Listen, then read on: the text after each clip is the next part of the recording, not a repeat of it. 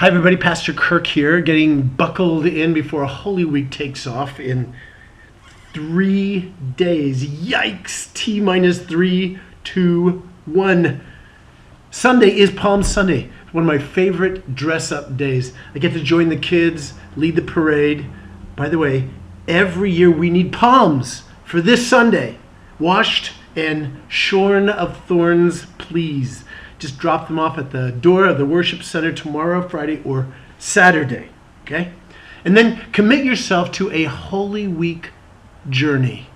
Join us on Monday, Thursday at 7 o'clock, Good Friday at noon. You know, for 2,000 years, the Christian calendar has brought this week around, and the church has solemnly celebrated it.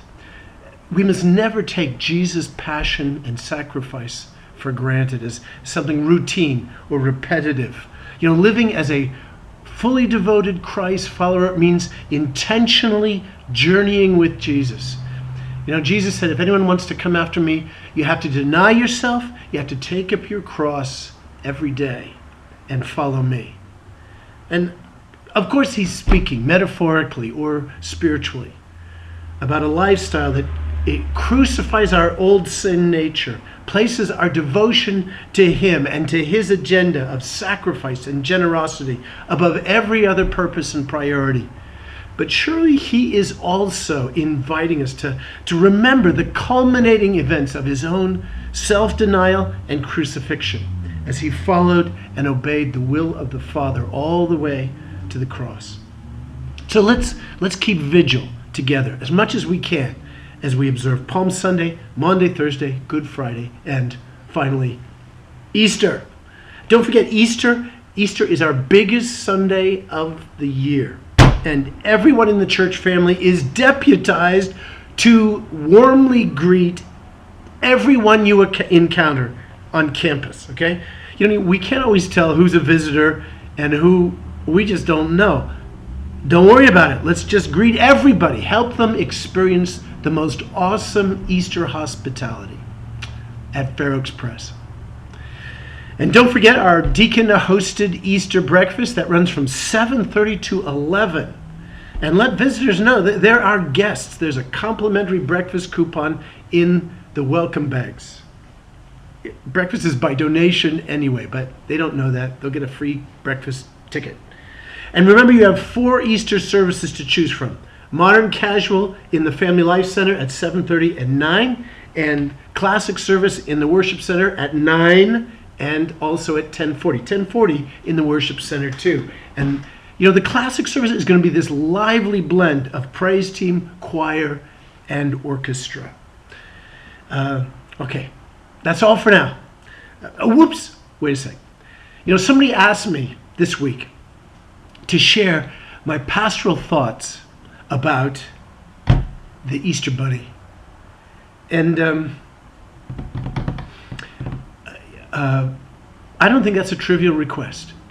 It's likely that I have regularly caved in to prevailing American cultural mores by not saying anything.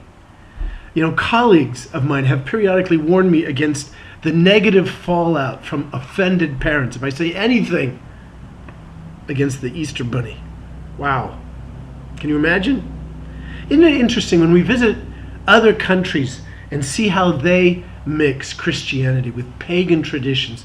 We feel in our spirits disturbed and maybe even spiritually superior. In China, Christianity gets mixed with ancestor worship.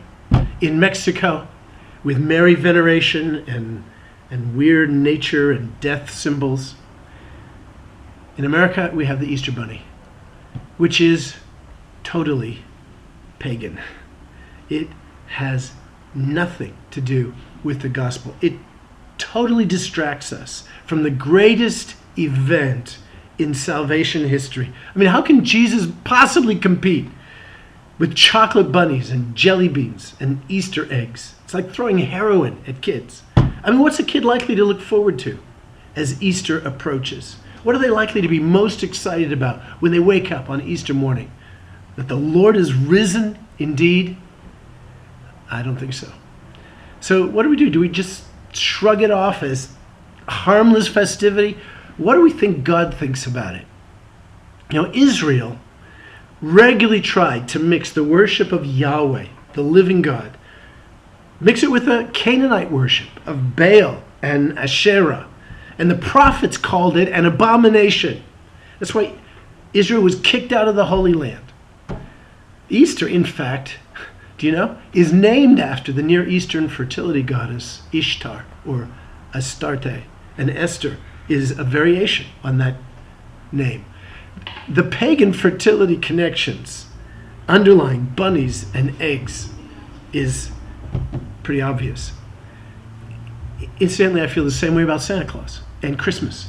I mean, you can protest that Santa Claus is based on a generous 4th century Christian bishop named Saint Nicholas, but come on, how many of you actually teach that story and emphasize that story to your kids and grandkids?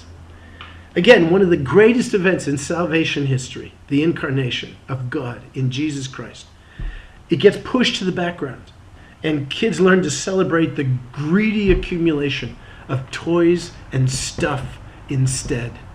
Great American tradition and value, huh?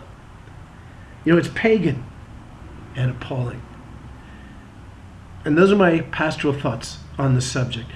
And the spiritually thoughtful and mature will know what to do with it. And the rest will say, stick it in your ear. When I was a kid, my family did Santa and the Easter Bunny. And then I encountered Jesus and I gave my life to him. And Leal and I, we've raised our kids in a Santa-free home. And our kids are doing okay. And when spring came around, we scheduled a spring celebration in which we gave thanks to God for the blessings of springtime.